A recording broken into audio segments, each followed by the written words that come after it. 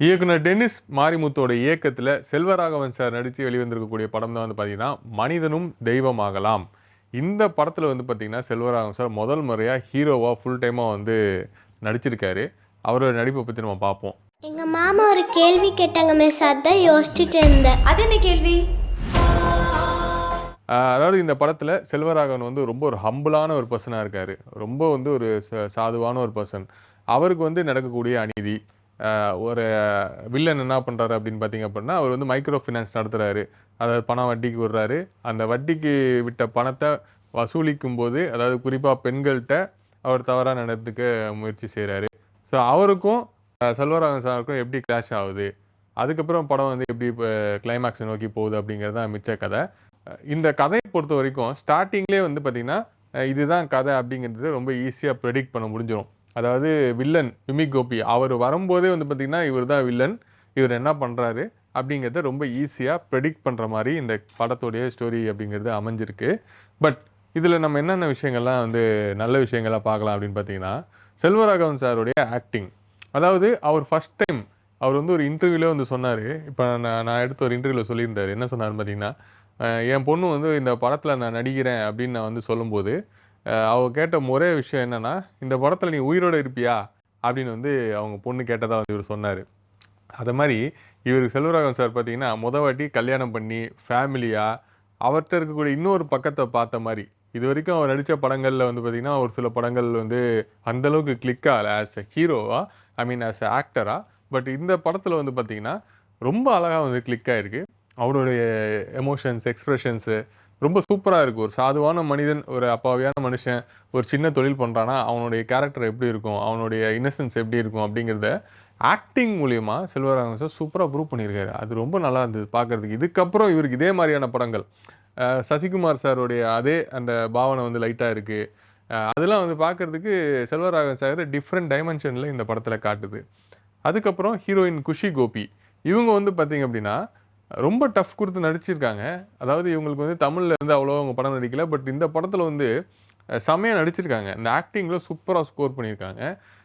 இது ஏதோ புது ஹீரோயின் அப்படின்ற மாரி இல்லாம, நல்லா நடிச்சிருக்காங்க. அதாவது குறிப்பா எமோஷனல் சீன்ஸா இருக்கட்டும், அவங்க வந்து அவங்களுடைய பாவனைகள் இதெல்லாம் பார்க்கறதுக்கு, அவங்க ஒரு சீரியல் பேஸ்டான ஒரு ஆக்டர் மாரி போர்ட்ரைட் வந்து வெளியில தெரிஞ்சுது. ஆனா, இந்த படத்துல வந்து பார்த்தீங்க அப்படின்னா, நல்லா நடிச்சிருக்காங்க. அந்த எமோஷன் அழுகுற சீன்ஸ் குறிப்பா லேடீஸ்க்கு அழுகுற சீன்ஸ் வந்து நல்லா அமைஞ்சிருக்கு அப்படின்னாலே, அவங்க ஆக்டிங்ல சூப்பரா வந்து பண்ணியிருக்காங்கன்னு அர்த்தம். இந்த படத்துல அவங்களுக்கு அழுகுற சீனா இருக்கட்டும், சந்தோஷ சீனா இருக்கட்டும், ரொமான்டிக் சீன்ஸா இருக்கட்டும், நம்ம செல்வராகவன் சாரோட ரொம்ப சூப்பரா பேர் பண்ணி நடிச்சிருக்காங்க. அது ஒரு பெரிய ப்ளஸ் பாயிண்ட் படத்துக்கு. அது மட்டும் இல்லாம, மிமி கோபி. இவரு வந்து இந்த படத்துல ஒரு ரூத்லெஸ்ஸான ஒரு வில்லனா நடிச்சிருப்பாரு. கொடூரமான வில்லனா நடிச்சிருப்பாரு. இவர பார்க்கும்போது நமக்கே ஸ்க்ரீன்ல போய் எந்திரிச்சு அடிச்சிடலாம் அப்படின்னு தோணும். அந்த அளவுக்கு வந்து பயங்கர அந்த நெகட்டிவிட்டிய அப்படியே உள்வாங்கி, அந்த வில்லனுக்கான தேவையான அந்த எலிமெண்ட்ஸ ஸ்க்ரீன்ல பிரசன்ட் பண்ணியிருப்பாரு. அது வந்து படத்துக்கு ஒரு பெரிய ப்ளஸ் பாயிண்ட் சொல்லலாம். And Kausalya ma'am. Kausalya ma'am வந்து பார்த்தீங்கன்னா, ஒரு கேரக்டர் பண்ணியிருக்காங்க. கௌசல்யா மேமோட கேரக்டர் ஓகே அப்படின்னு இருந்துச்சு. கௌசல்யா மேம் வந்து பார்த்தீங்கன்னா, இந்த படத்தில கொஞ்சம் டல்லா காட்டுற மாரி, கொஞ்சம் ஏஜ்டான லுக்ல காட்டுற மாரி, அந்த மேக்கப் வந்து அந்த அளவுக்கு கௌசல்யா மேம்க்கு நல்லா இல்ல அப்படின்னு வந்து சொல்லுவேன். அவங்க நேர்ல பார்க்கறதுக்கு, இல்ல வேற படங்கள்ல பார்க்கறதுக்கு வந்து ரொம்ப நல்லா இருப்பாங்க. பட் இந்த படத்தில இந்த மாரி காட்டணும் அப்படின்னு சொல்லிட்டு, ஆர்டிஃபிஷியலா காட்டுன மாரி ஒரு ஃபீலிங் இருக்கு. அதுக்கப்புறம் இந்த படத்தில இன்னொரு முக்கியமான கேரக்டர் பண்ணியிருக்கக்கூடிய சதீஷ். அவர் இந்த படத்துடைய புரொடியூசர். அவர் வந்து பார்த்தீங்கன்னா, ரொம்ப சூப்பரா நடிச்சிருக்காரு. அவருக்கு அந்த எக்ஸ்பிரஷன்ஸ்லாம் சூப்பரா வருது. ஒரு சித்தப்பா கேரக்டர் மாரி பண்ணியிருப்பாரு. அதாவது செல்வராகவனோட மாமாவா பண்ணியிருப்பாரு. ரொம்ப சூப்பரா பண்ணியிருக்கிறாரு. அவருக்குமே வந்து பார்த்தீங்கன்னா, ஒரு ஒரு என்ன சொல்றது? ஒரு குணச்சித்திர நடிகருக்கான அந்த ஒரு வடிவம் இருக்கு அவருக்கு அப்படின்னு வந்து சொல்லலாம் இந்த படம் மூலியமா. இந்த படத்துடைய கிளைமாக்ஸ் வந்து ரொம்ப ஒரு ஹார்டான ஒரு கிளைமாக்ஸா இருக்கும். அதாவது படம் வந்து இந்த மாரிலாம் கொடுமைகள் நடக்குது, இந்த மாரி விஷயங்கள் நடக்குது. இதுக்கு என்னடா பண்ண போறாரு ஹீரோ? இதுக்கு என்னடா பண்ண போறாங்க? அப்படின்னு சொல்லிட்டு நம்ம வெயிட் பண்ணிட்டே இருக்க வச்சிருக்காரு டைரக்டர். அதுக்கு வந்து கிளைமாக்ஸ்ல பார்த்தீங்க அப்படின்னா, ஒரு சாட்டிஸ்ஃபையிங்கான ஒரு ஃபீல் குடுக்கும். அது வந்து உங்களுக்கு இந்த படத்துடைய கிளைமாக்ஸ் நீங்க பார்க்கும்போது உங்களுக்கே ஃபீல் ஆகும். இந்த படத்துல இருக்கக்கூடிய நெகட்டிவ்ஸ் என்ன அப்படின்னா, முதல்ல இந்த படம் வந்து ரொம்ப பிரெடிக்டபிளா இருந்துச்சு. படத்துடைய ஸ்டார்ட்டிங்லேருந்து ஈஸியா பிரெடிக்ட் பண்ண முடியும். வில்லன் யாருன்னு தெரிஞ்சிரும்.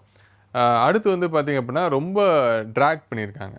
படத்துடைய ஃபர்ஸ்ட் ஹாஃபா இருக்கட்டும், செகண்ட் ஹாஃபா இருக்கட்டும், படம் இழுக்கணும் அப்படின்ற மாதிரி கொஞ்சம் சீன்ஸ்லாம் வந்து ரொம்ப ட்ராக் பண்ணி எப்படா அடுத்த சீன் வரும் அப்படிங்கிற ஒரு ஃபீல் வந்து படத்தில் கொடுத்துருக்காங்க.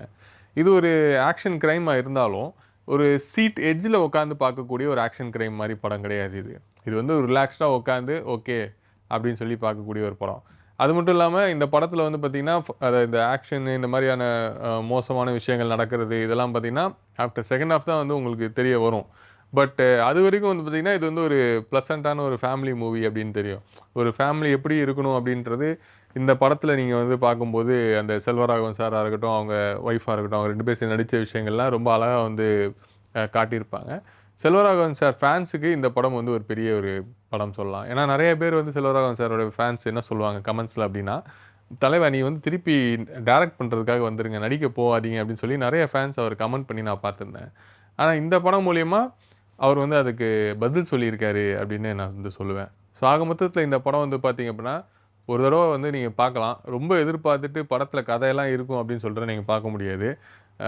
ஓகே ஓரளவுக்கு வந்து செல்வராகவன் சார் ஆக்டிங்கு, அப்புறம் வந்து கொஞ்சம் கிளைமேக்ஸு இதுக்காக வந்து இந்த படத்தை நம்ம பார்க்கலாம் அப்படின்னு சொல்லலாம். ஸோ மீண்டும் அடுத்த ரிவ்யூல நான் சந்திக்கிறேன்.